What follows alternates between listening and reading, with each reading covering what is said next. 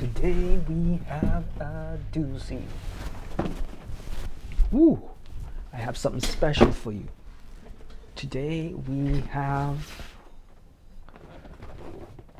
this product that came, and we're going to do a quick overview as to what it is all about. All right, so this, as you can see, is the Lumix S5IIX.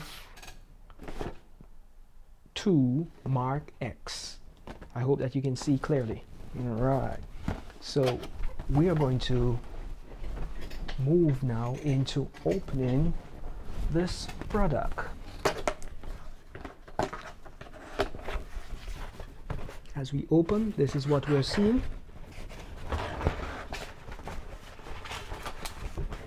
Coming on the front, Lumix Lab information sheet. Then we have some changes in communication information sheet, and this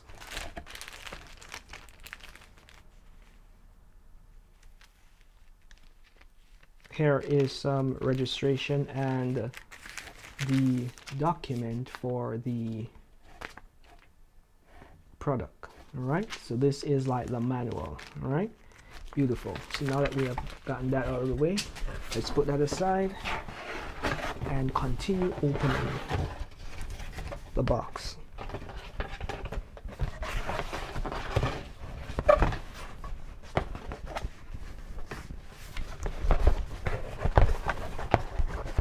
All right, so first of all, let us pull out box number 1 and look what is in that box.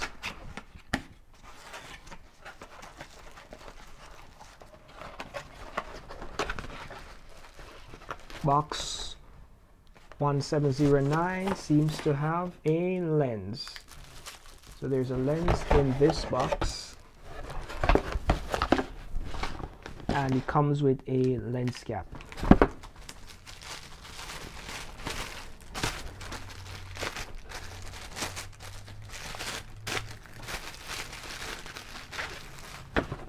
And this is the 20 to 60 millimeter Lumix red dot, autofocus, manual focus, click switch, and turn wheel. And this feels pretty stiff. Hopefully it doesn't. This is what it looks like. Beautiful. And the front section. All right, let's try to close this up. Good. And then we have the back section. Lumix, this is what we look like. All right, beautiful. So that's one lens. Let's put that up.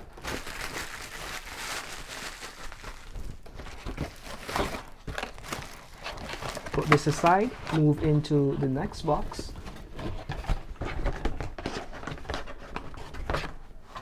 This is 1624. All right, that's the box number. And in that box, we have another lens. This may be the Nifty 50. Let's take it out. All right. And it comes with this cap.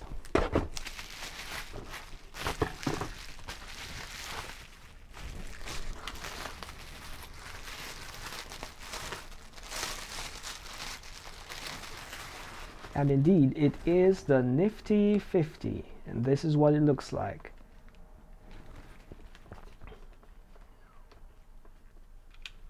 And we have the manual and automatic. We will keep it in automatic, it's modern time.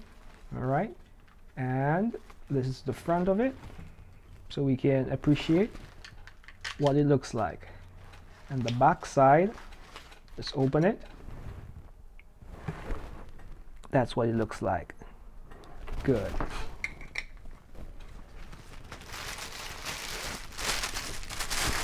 So that's 2 lens with this 1 camera. Put this back in the box.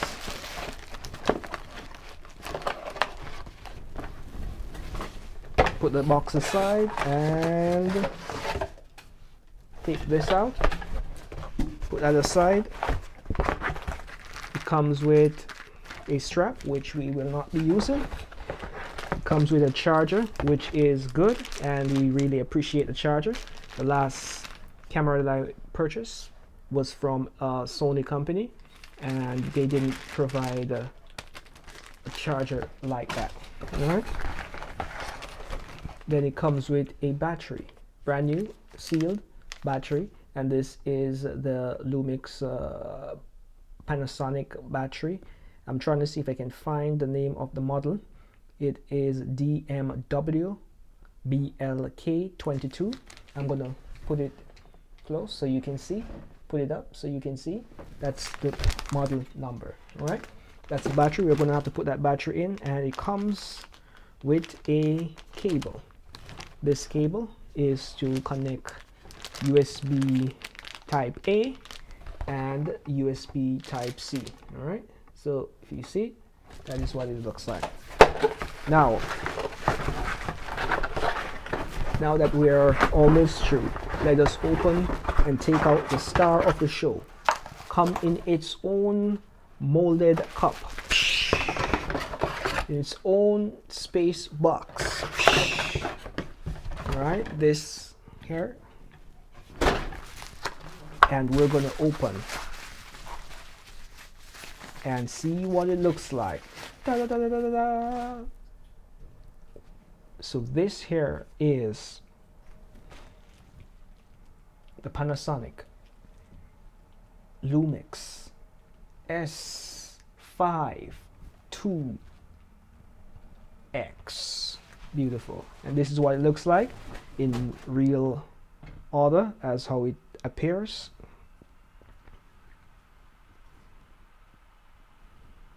All right. It comes with a screen. Beautiful. So we're seeing exactly what I'm seeing when I'm seeing it. All right. So it comes with a standard USB, well, HDMI section above the USB-C port. All right. So that there's something that you want to bear in mind, and you just clip it in, and that clips back in, and it has the audio and the mic jack right here, so you can see, and you can just clip it in.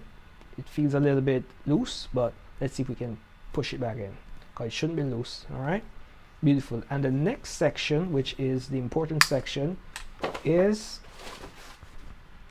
the section where we're going to put the memory card. So the memory cards go right here, and this can take the regular memory card, and I think it can take type B express cards as well. All right, so for this camera, I'm going to leave where I got it from, and I'm going to also leave how much I paid for it. And if you're so desirous of getting a camera similar to this or one of the gears that I have, then you can feel free to use the links in the description, which gives you a list of all the gears that I currently use in my recording setup, for you to get the quality that you are getting. All right, beautiful. So the next thing that I want to do is to show you the screen, because I heard that the screen was phenomenal, but I had not looked at the screen prior to this moment. So this is what the screen looks like, and it flips and it flips and it flips. All right, so it articulates like that. However, we don't have the articulation of the other cameras that goes all 5 directions. So this here is just a little limitation, but we have to put the power in so as we can know exactly how everything functions. All right, so here we can see that we have dials. We have, let me come a little closer as we display. We have the white balance, we have the ISO, and we have the plus and minus dials. All right, and then we have this dial. I'm not sure what that does, but we'll figure that out together. This is the snap to take the picture, and then this is a turn dial I'm not sure what it turns, but when we turn the camera on, this is another turn dial, and we're going to figure all of this out together. All right, then when we look to the back, we have S, C, M. We're going to figure out what that means. We have autofocus, we have a toggle wheel right here, and then we have our standard menu guide, and we have our back and display button. All right, and this here is beautiful, because as we look here, we're seeing the different modes that we can put the camera in, and we have on and off. Bam, bam, simple as that. All right, and we can put save our presets wherever we so desire. When we are taking photos, if we want multiple, single, whatever it is, we can indicate right here. So this here is a nice nifty setup, and the viewfinder is present in this camera, so we put our eye in and look through. But let us now put the battery in so we can see what this system looks like, and hopefully the battery has charge, because if the battery doesn't have charge, then we're going to have to pause and then charge and then come back and show you exactly what is taking place. All right, so let's get the battery, and we're going to open the battery pack.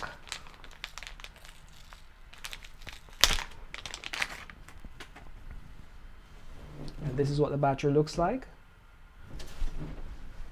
So if you ever seek to get a replacement battery, then this is what you'll be looking at. All right,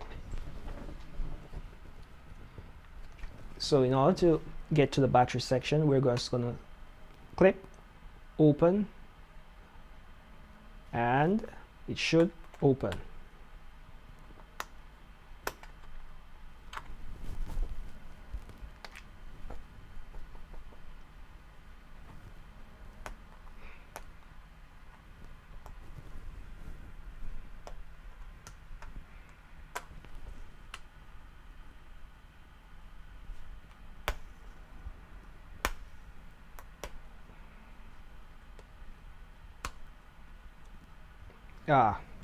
So it seems as though I was not proficient in opening this device, but we got it open.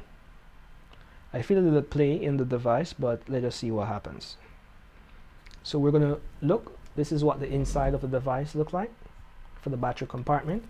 We're going to put the battery in. Hopefully I'm putting it in the right way, and it clicks, and after it clicks, then we can close the cover. And this section here is for the dummy battery connection. All right, so if we need to put a dummy battery in, so we have unlimited power connected directly to a power source, then that is where that battery output would go. All right, so that there is putting the battery in, and the next thing that we want to do is to turn the camera on and see what happens when we turn the camera on. All right, so first, when we turn the camera on, what we see, please set language. So I hope that you are seeing what I'm seeing. Please set language. So that is what we're looking at. But the battery, as you can see, is not fully charged, so we're going to have to charge the battery. And oh, I forgot to tell you that this is also a touch screen. So we can just go touch, please set time zone. So we're going to click set. We're going to say that we're in the Americas.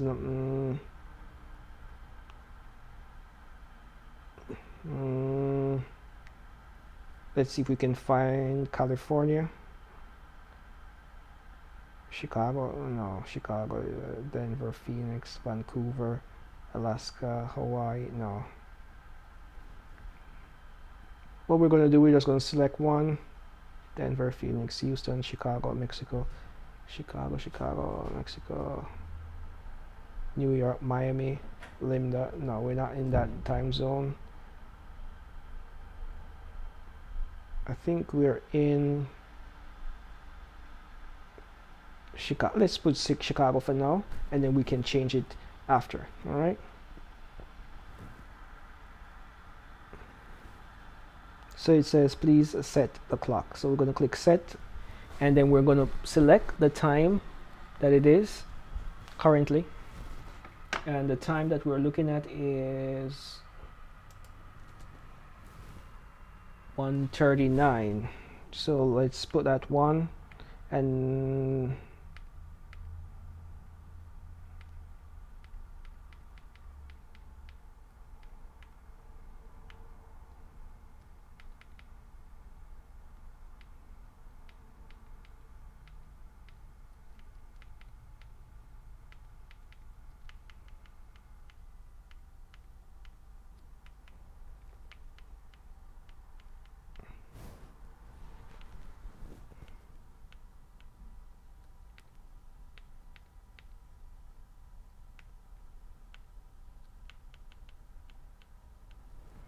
today is the 16th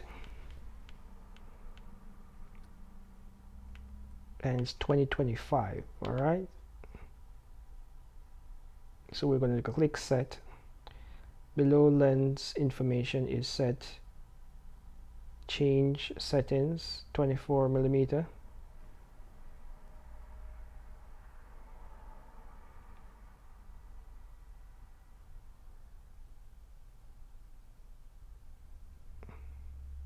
No memory card.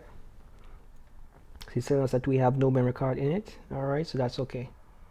So what we want to do, we see the nice play on the screen like an aeroplane. That's beautiful. So what we're going to do, we're going to install one of the lens. We're going to install the 20 to 60 millimeter lens onto the camera so that you can see what the install looks like. So let's go for the lens.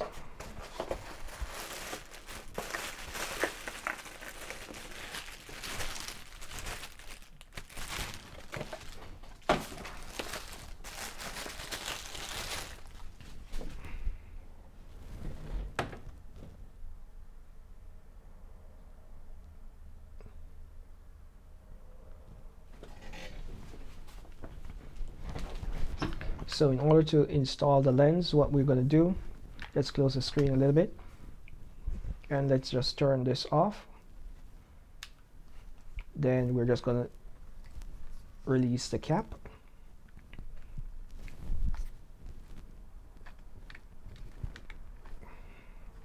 But I think we press the button, then we release the cap. So in order to, you hear that click, so just listen again.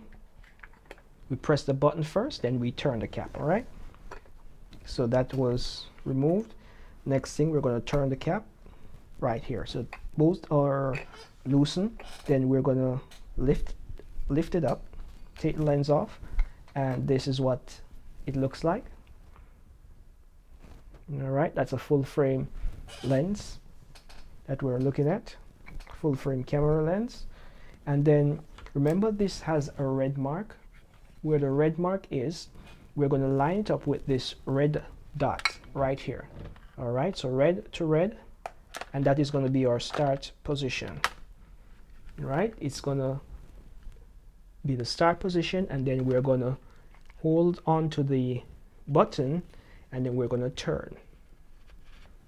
All right, and we're going to listen to see if we get a click. Then once that is done, we can open the camera, turn it back on, and when we do that, we should get some positive feedback. It says no memory card, and let us see what it is saying.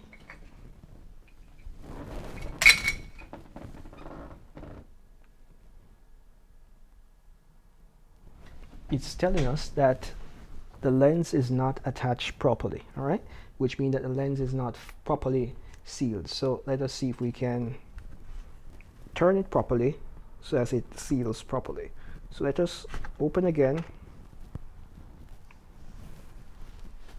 and line it up, the red dot with the red spot, put it together, and then we're going to turn. Ah, beautiful, we heard the click. So once we hear that click, we know that the lens should be properly positioned. Now, we are seeing exactly what you are seeing on your screen. All right, so this is what it looks like, and we're at 20 millimeter. Now we're at 51 millimeter, and everything looks beautiful. All right, so this is just to give us an idea that the lens is working.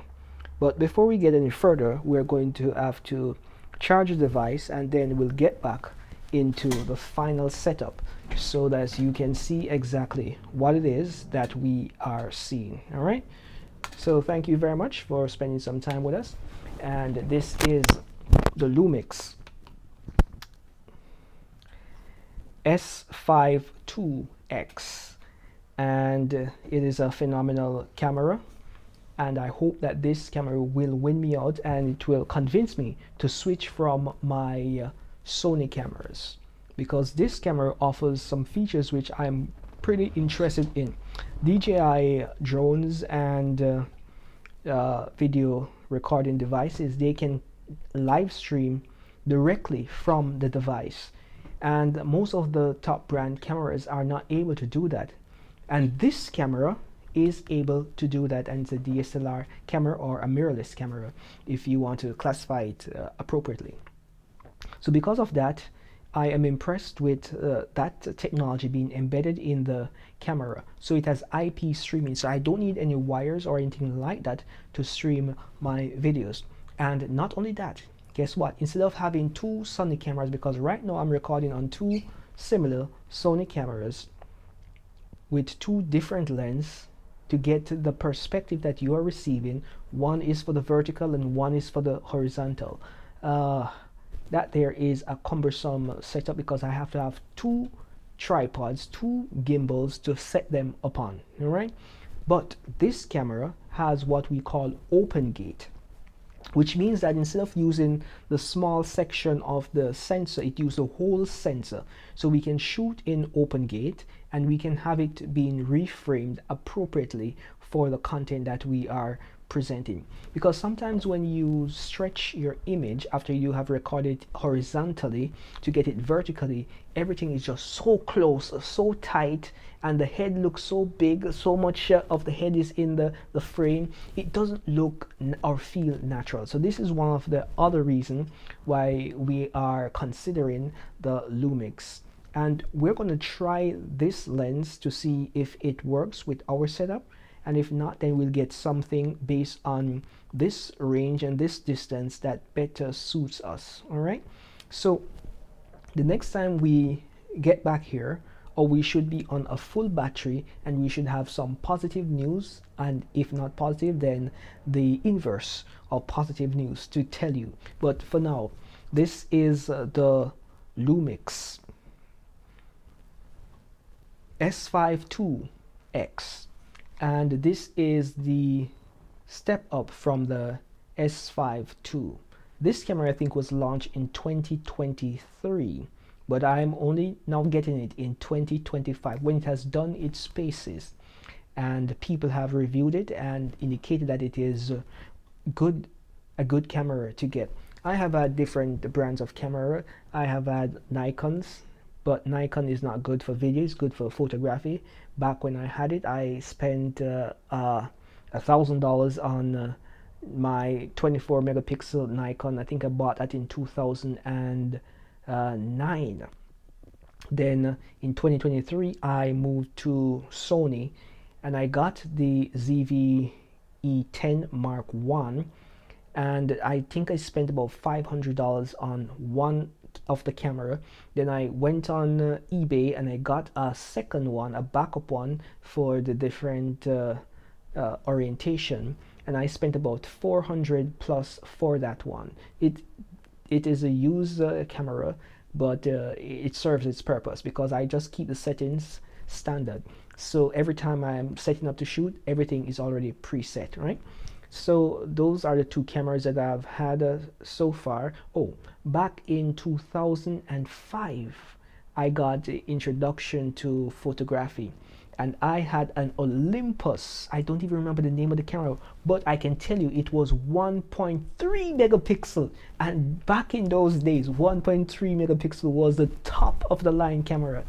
But Olympus has been doing their thing, but they have not been as popular with the camera video community as if you were doing photography, they may have been more popular. So those are the transitions. I started with Olympus, then I moved into Nikon for picture taking, then I'm in Sony currently for video recording. So the camera that you're seeing this recording from is the Sony camera. It's the ZV-E10. So whether you're seeing the vertical or you're seeing the horizontal video, it's the Sony camera that I'm using.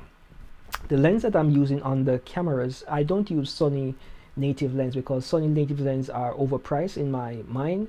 You can get better value if you get a Sigma lens and you pair them with your Sony devices. They look phenomenal because I'm using currently the 30mm Sigma for the APS-C f1.4, and the bokeh is beautiful. That's the where I'm shooting the vertical from, and I'm using the 16mm Sigma f1.4, and this one gives a wide view, so you can just see exactly what it is that we are sharing in the environment. So that is just something that you can consider if you desire to have a setup similar to this. The setup doesn't have to break the bank, you know.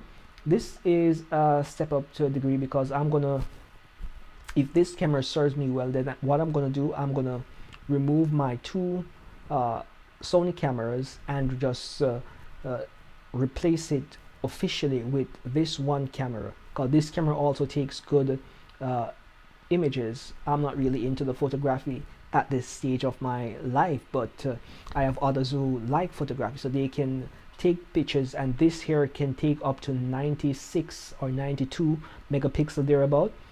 I know that it's 90 something megapixel that this camera can take, so that there is a win on my account. All right, so next time we go a little further into what this camera has to offer as I understand just a little bit more. Until we meet again, be safe.